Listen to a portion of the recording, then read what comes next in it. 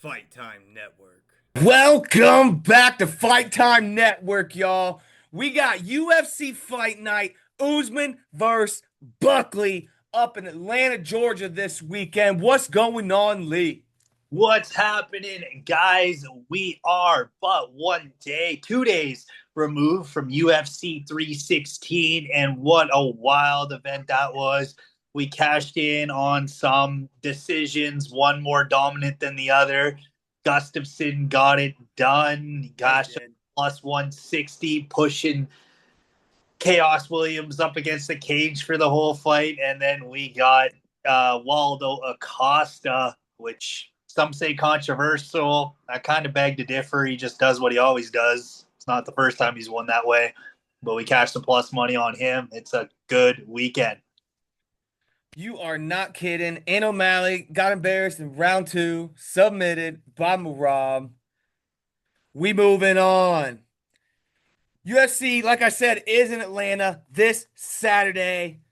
Before we get to this breakdown predictions, this video is brought to you by TKO Roofing.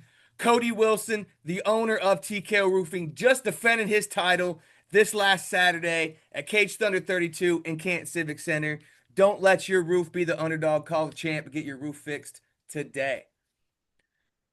Leading off this card in Atlanta, Alonzo Menafield, 16-5-1 versus Ornar Sai, undefeated at 11-0. Lee, I don't know how many more fights Menafield has got in his back pocket, but he really needs to get this done. But I just don't see him having any particular angle other than a possible knockout here. Oversight, beat by reach, shorter, older by 8 years, and to which you've always kept that in your back pocket. Usually, 8, 10 years older, their percentages of even winning, even if they still have it going on, is very minimally. Mm-hmm.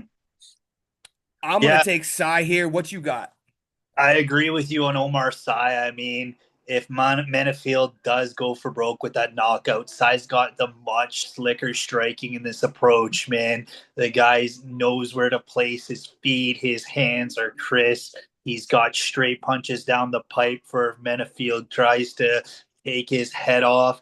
And he's got some of the best takedown defense in the division as well, man. Those legs are like tree trunks. Yeah. And for Manafield to get his hands wrapped around him, clap, even get him to the ground to try to go for that. And I just can't see it happening. Omar C is going to bag another one here, there. Whether either men finish him, I think it's kind of unlikely. I'm leaning more towards this going over. This is a Yeah. like another decision. Omar C might get pressed back or pushed forward a little bit early on by Menafield, but eventually C is going to get the rhythm. He's going to get the timing, and he's going to be able to keep Menafield on the outside like he does in all his fights. Thing with this one, Menafield's usually a bigger opponent, bigger thighs, bigger core, bigger guy, and he's by 3 inches and what, like 6 or 7 inch reach differential. And once Menafield gets tired, man, I really don't see Sai not being able to get him to the ground. I actually do possibly even see it, since he does have submission potential. He did beat Tuco Tokos, submitted him in round one.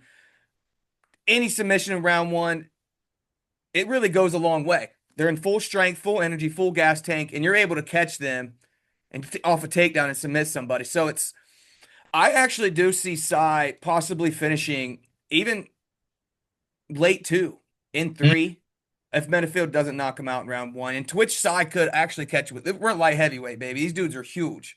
Yeah, yeah, Two massive dudes for this light heavyweight division, truthfully. yeah.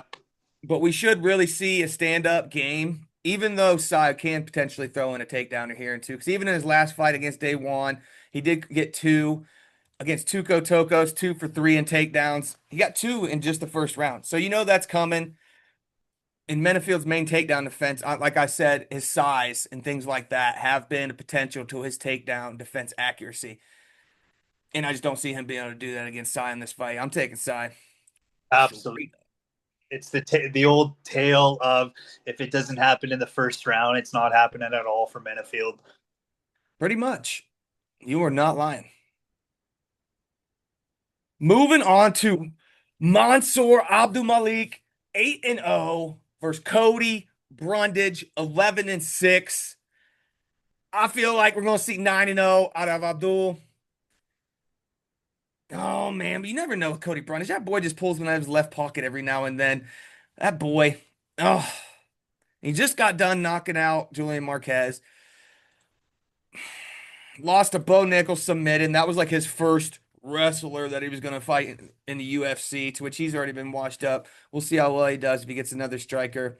Knocked out Zachary Reese back in 2023.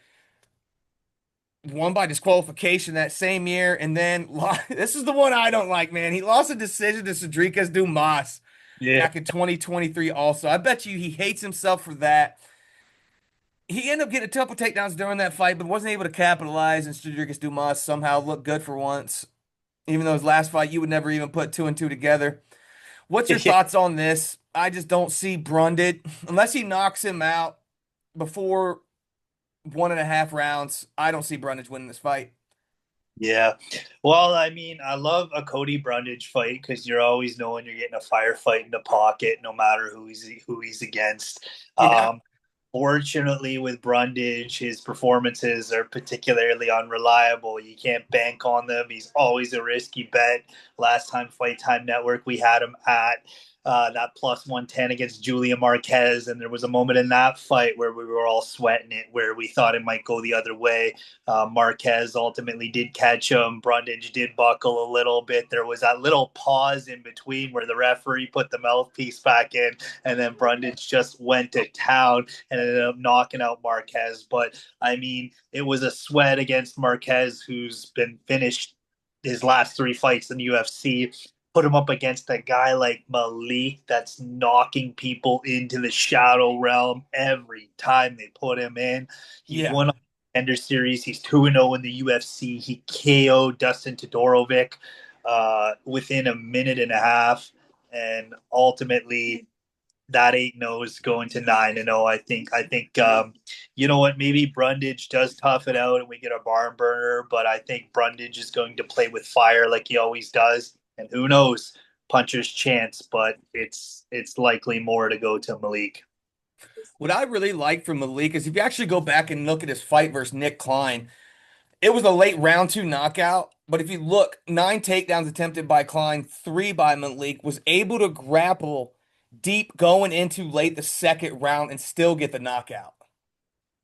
It speaks heavily for itself right there. If he can get even Brundage, Brundage does like to work a little bit of a pace sometimes, but you never know which one you're gonna get. And if he can't be walking forward versus Malik, man, I don't. And Malik's striking on his feet. He throws combos. He don't throw 1, 2, try to just get the knockout by itself. He's throwing 3, 4, 5. And his defense is really good. And if Brundage can't get into the ground, this is a good matchup, man. It really is. Yeah. It's a great one for 8-0, but I'm gonna take Malik on this one. Is it Uh, Malik or Malik? Abdul Malik. Malik? Bruce Buffer will let us know. That's what's up, Lee. Nice response, dude. Oh shit. That's good stuff. But all we know is he's going to be, I want Brundage to win, but there's wants, there's likes, and then there's statistical facts, and unfortunately, all of those stats are in favor of Malik. It hasn't been the year of the undefeated fighters contender series debuts, though, my friend. Yeah, It's almost like UFC's on its own level, and to mix in, you got to kind of just be fighting in it, as Patchy Mix just proved this last weekend. I bet you were fucking pissed. yeah. You know what? I almost accidentally put in a bet on Batista because Pachimits doesn't have any stats in regards to UFC. So I didn't pay too much attention to that fight there because I knew it could probably be up in the air either way. But I was about to put in a bet for Batista, and I was just like, I wonder what the average Apache mix stats were, and they just looked favored. So I went with the spread on that, and unfortunately lost. But I took Apache mix a spread because I thought he'd at least win one round. But Right. man, that was That was a beating. That was clinic. Moving on to this little banger here. Cody, no love Garbrandt, 14 and 6, coming up against Radone Barcelos, 19 and 5. Barcelos coming off a big old upset, knocking that goose egg off of Peyton Talbot. Before that, submitting Christian Quinones. Before that, lost decision to Kyler Phillips and got knocked out by Umar Gamedov, but that happens to the best of them. He seems like if you can get him to a decision, other than him just kind of, I would say, manhandling Talbot with his man strength against that young man, you can never count out no love. And I wish I would have watched that fight back with Talbot and Barcelos, but I'm pretty sure it was almost ground game. Does Peyton Talbot ever get through with anything?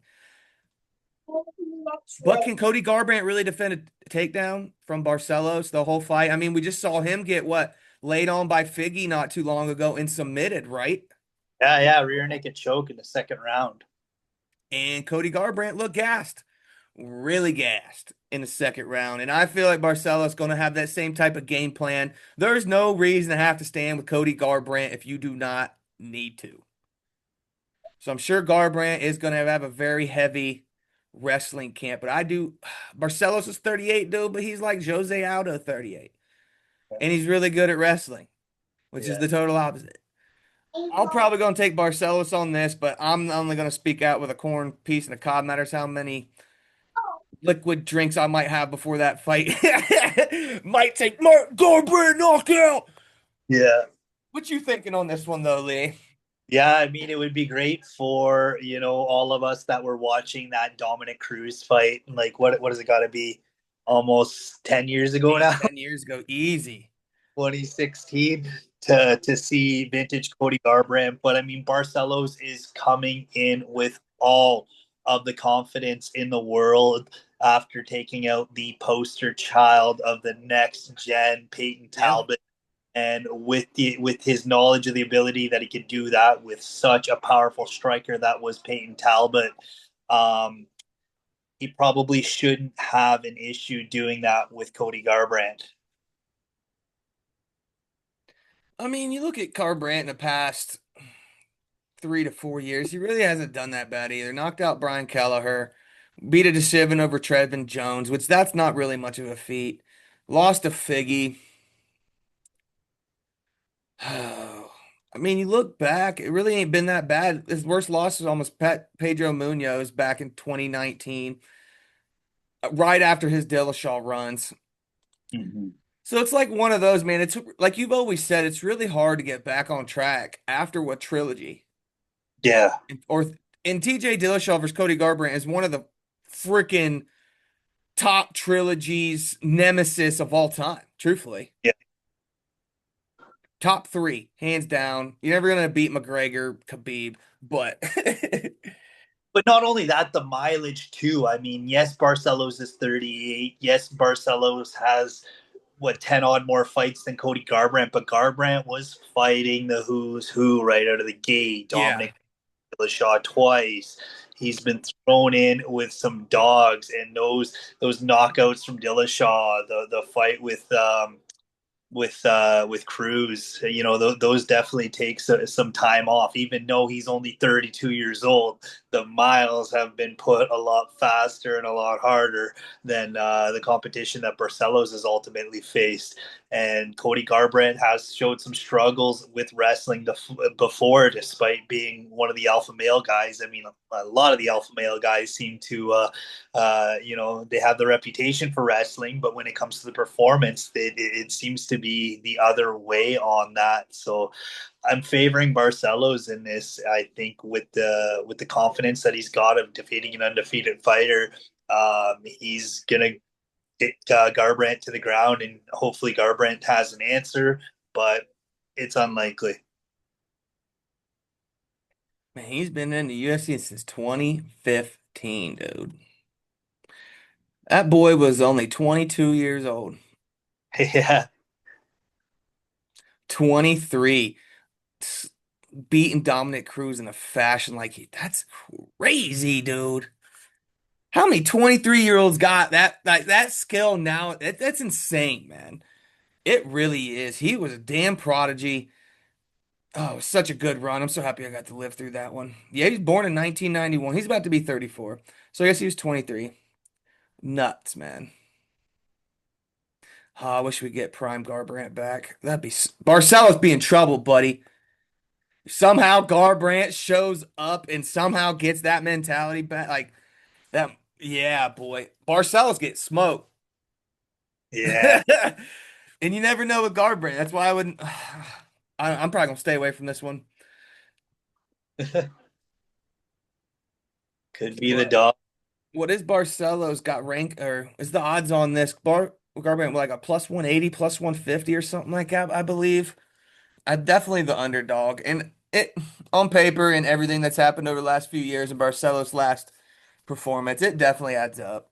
So I'll give him that. Take Garbrandt. It's so hard. I just liked him as a fighter, even though he's from Ohio and I kind of known people who he is, but we'll leave it at that. So he's from He's a good Ohio? dude. Yeah, Garbrandt's Oh, up from New Philly, oh, up by Canton, ah, that area. Pretty sure. He's definitely from Ohio, though. No doubt. Fuck, he was at Main Street MMA. I rolled around with him up in New Philadelphia. oh, really? Yeah, he was a freak. I He never like fought for the title. He was nothing, not even the UFC or anything like that yet. Old school. That was like back in 2013, 2014, which is about man, right because he was in the UFC at 2015. Yeah, might even been like 2012, 2011. yeah, yeah, That's crazy thinking back. yeah. Fucking rose up quick. Yep, dog. Moving on. We got Edmund Shabazian, 14-5, coming up. Andre Petrosky, 13-4. I don't think Shabazian's wrestling, I don't think is going to be good enough, and he's not going to want to stand with Petrosky either. That's my Yeah, thought on this one. What do you think, Lee? no, I totally agree with you. Petrosky is on a 3-fight win streak. He's Okay, coming awesome. confident in the world. And like you just said, Shabazian has struggled with grapplers. He's got losses to Mearshart, losses to Hernandez, losses to Hermanson, lost to Brunson. Any good grappler that puts in front of him is able to get the jump on him.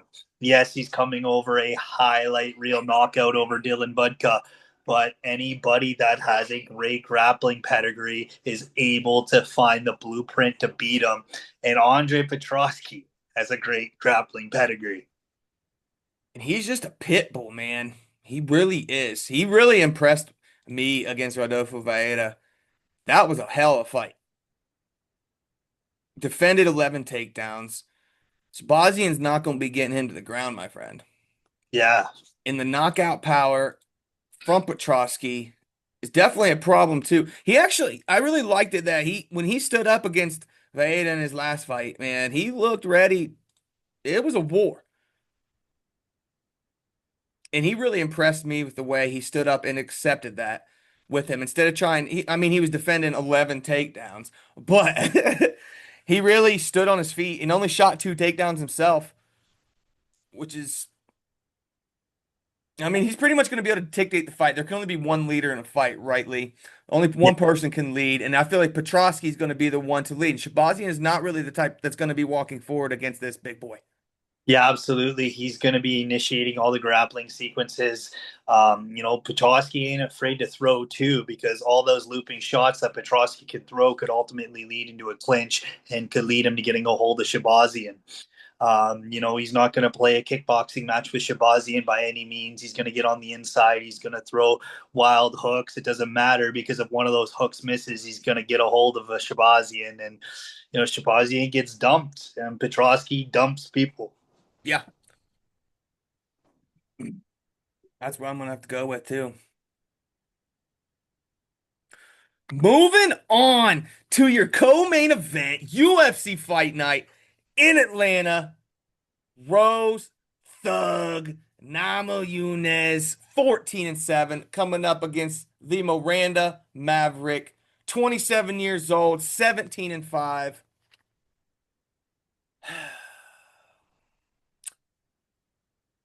I don't know. I really don't think that Namajunas can defend the grappling game that Miranda Maverick's going to bring to the table. But Rose has made so many people eat words throughout her career. Couple of bad losses lately in the last few years. Miranda Maverick has shined since 2020, beating James Lynn Horth. That was a hell of an achievement. Yeah. Lost to Jasmine Judas Vicious, but who's not losing to Jasmine nowadays? Yeah. Judah Vicious is making her way through the division also. So if you really just look at who she's lost to, it's a hard one. It truthfully is. But I Yeah. think like Miranda Maverick's going to really not really try to stand up with her at all. And this is going to be a huge grappling match. And that is just not Rose Namajunas' strength. Yeah. Yeah, absolutely. Miranda Maverick certainly has the size in this. And for Miranda Maverick to dig out a unanimous decision against Jamie Lynn Horth, who has size on her, and Yeah. despite Horth taking her back, despite Jamie Lynn Horth out wrestling her in the first round, Miranda Maverick was able to find a way to be on top consistently at the end of each round, enough to score it with the judges. Rose is undersized here, but she's always been undersized throughout. But at the same time, like we were just talking about with Garbrandt, it's the miles of competition, not necessarily the miles of age. And I mean, when Rose Namajunas won the title against Joanna Jędrzejczyk, do you know who was fighting on the ticket above them? George St. Pierre and Michael Bisping. That's how long ago Wow. That was yeah, that long ago. that was Oh my that. God, we're getting old. Yeah, I know. That's crazy. Yeah, and she's only 32 years old, but this was 2017. Um, when this was 2017. So, I mean, ultimately, Miranda Maverick has not faced the championship caliber of young Jacek. She has not faced the caliber of Jessica Andrade. Maybe she has faced Andrade. I'm not sure. But she has not faced champion after champion, Zhang Wei Li twice. I mean, those have definitely put the miles on her. And not to mention, Rose Namajunas isn't training with a championship team like Kamaru Usman and Justin Gaethje anymore, and that seemed to be where she dropped off. Interesting. She's gone back to her own camp with her husband Pat Barry, and that's been the last few fights, which has been sort of where her consistency sort of dropped off. Yes, she's won against Tracy Cortez, lost against Aaron Branchfield, and I think Blanchfield put the blueprint into which Maverick's going to follow to a T and likely get that UD. If not, I mean, Jillian Robertson choked out Rose Namajunas in a grappling match there too. So if Yeah. Miranda potentially could even find the finish, I think at over plus 200, Miranda Maverick is right now. She's the biggest value dog that's on this card. Ran as an underdog. Yeah, yeah. Interesting. Going back to one fight before this, I forgot to mention Petrosky's a dog right now too. He's plus 170. Oh, we need to go. Interesting. I might bundle them two up this weekend. That might be the best parlay that there ever could be. Wow. Morning. I feel like Miranda Maverick's going to win by decision here. She's going to grind it out. If it doesn't go her way on the feet, I don't see her having any way halfway through the first round, starting to take it to the ground. But we'll see. Maybe Namajunas' husband will teach her some takedown defense. I'm not sure. But the thing is, Rose Namajunas does have, over all her fights in her tenure, she does still have a 61% takedown defense. And like you've said, she's reached and fought the top level competition you could possibly fight in the world over how many years now? Since 2016, 2014. Woo! 7 years. Wow. Yeah, coming off the Ultimate Fighter with Ronda Rousey, I believe it was. It was Esparza. Was it Rousey or was it Spars and somebody else? I Yeah, can't long time ago though. Man, they were such young guns, man. They're all getting old. We're remember. Yeah, getting old. she had hair. Yeah, she had hair. Yeah. That's true. Oh, that's funny.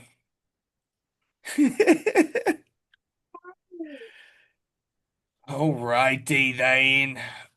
Before we get to this main event, this video is brought to you by TKO Roofing out of Cleveland, Ohio area. It is ran by the 145-pound champion in Cage Thunder, Cody Wilson. Call the champ. Don't let your roof be the underdog.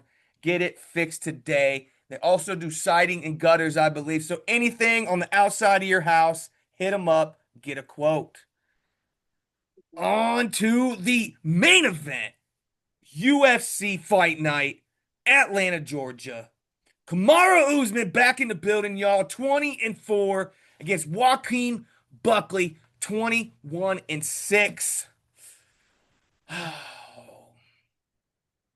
You sure old Usman's leg's not gonna give out in this fight midway through second round, third round? It's 38, man.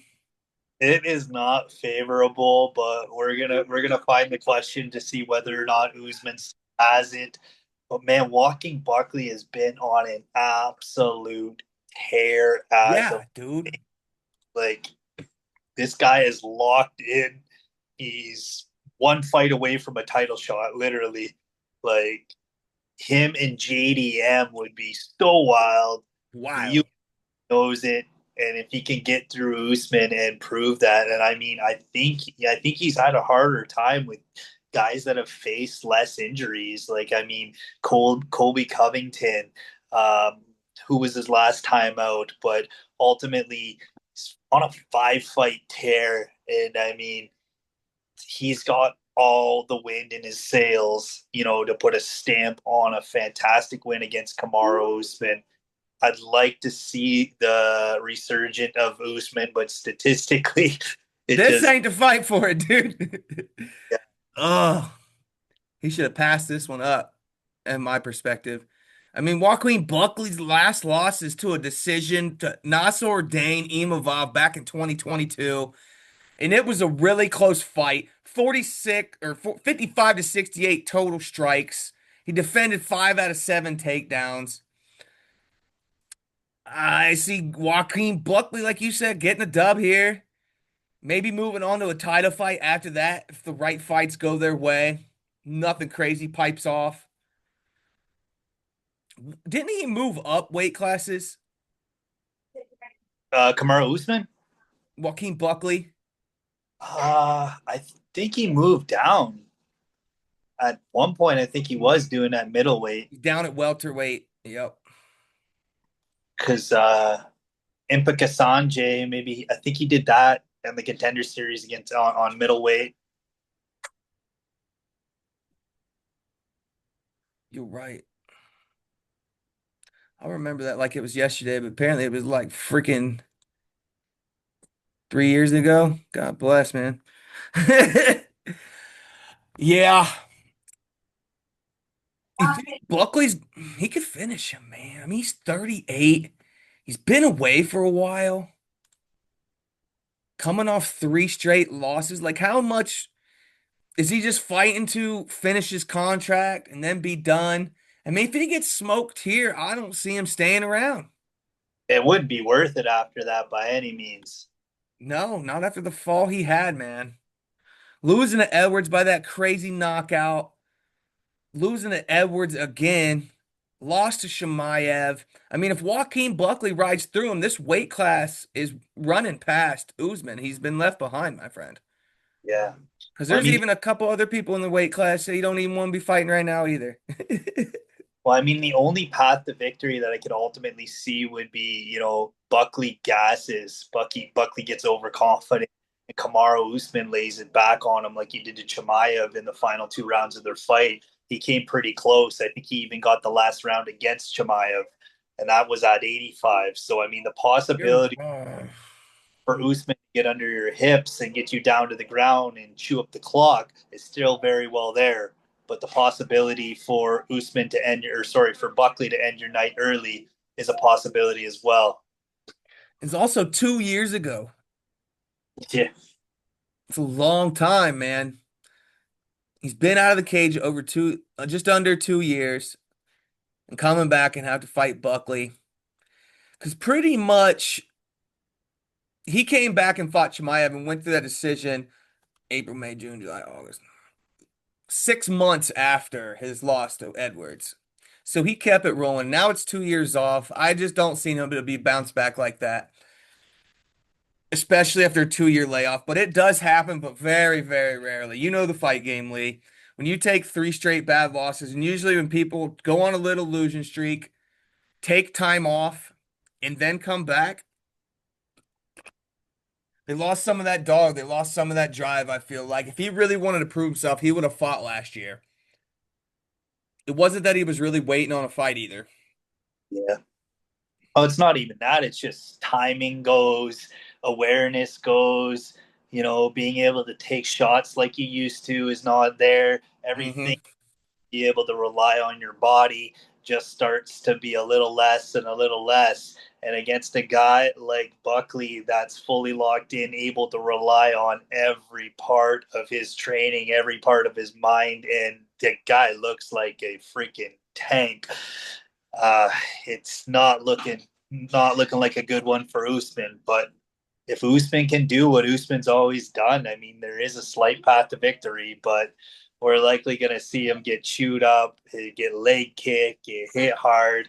And I mean, we saw what Leon Edwards was able to do to him from the outside.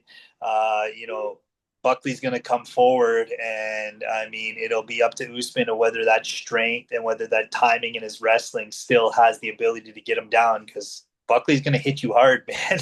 No matter what. Yeah. And he's a hard, big old boy to take to the ground, too. Yep. I think Buckley, and it is 5 rounds, but I don't think Buckley will gas like Shemaev did going into the third. He's going to be really smart, and he's not going to be scared with Usman. And that's how Chimaev's kind of always been. I'm taking Buckley straight up. I agree with you.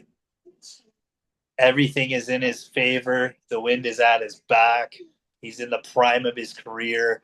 He knows after this it's JDM, and I don't see him making a mistake. I don't see him messing it up. Right.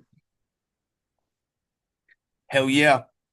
That wraps up our prediction slash breakdown for UFC Fight Night, Atlanta, Georgia. Make sure y'all check us out on Winnable. Lee is always throwing up good stuff. So get over there and make sure you keep track of him every week. We hand out a free bet every week also. So make sure you catch in on that. Yeah, it is action packed. Got anything else for the fans, Lee? Why don't we talk about our boy from American Fight Promotions? First one that they put on earlier this February is fighting in the LFA this Friday night. Isn't that happening? Remind me what? What's his name there? The undefeated boy there that was fighting at AFP. He's fighting in the LFA 210. I don't even know. You caught me off guard there, brother. I'm gonna put his name, but I'll pull it up here. Was it Ilya? Oh, Elias. Elias Mamadaliev. Yeah, give him a shout out. He's a cool dude. I always liked him. He made it up to the LFA ranks. We'll see what he can get done. Y'all need to check him out. He's no joke. He's coming up through the rankings. Y'all might see him soon. He gets a dub here, a couple more. He's going to be on the watch list. Elias Mamadaliev. Good dude. Hell yeah. Good remembering, Lee. Yeah, yeah. So, but that card, we're gonna have a bunch of bets up for the winnable too. There's a lot of other MMA action I outside got the that in my phone. UFC that we're gonna be cranking. I don't even care what the odds on him are. We're gonna bet all in at Fight Time Network on him. Yeah, actually, I got it in my phone right there on my calendar. Elias fighting LFA June 13th. Make sure you go check it out. Catch some LFA. Watch some up and comers. You could see a spotlighted guy coming up through there, and you'll see him before they even make it big in the UFC, baby. He's probably like a minus 500 favorite, though. You're probably not going to make too much money on him. Yeah, he looked Probably have good.